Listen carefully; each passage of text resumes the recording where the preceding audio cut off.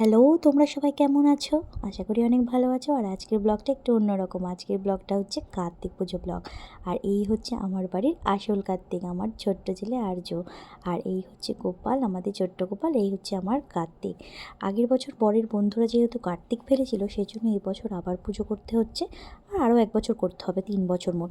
দেখো, ছোট্ট করে বেশ ভালো মতো গুছিয়ে নিয়েছি পুজোটা। যেহেতু লাস্ট বছর যা উদযাপন, তো ওই বছরটা একটু বড় করে করার ইচ্ছা আছে। তো এই বছরে খুব একটা বড় করিনি, অল্পের মধ্যে করে ফেলেছি। দেখো, ছোট্ট করে যেভাবে করা যায়, মোটামুটি যেটুকু না দিলে পুজো হয় না সেইটুকু।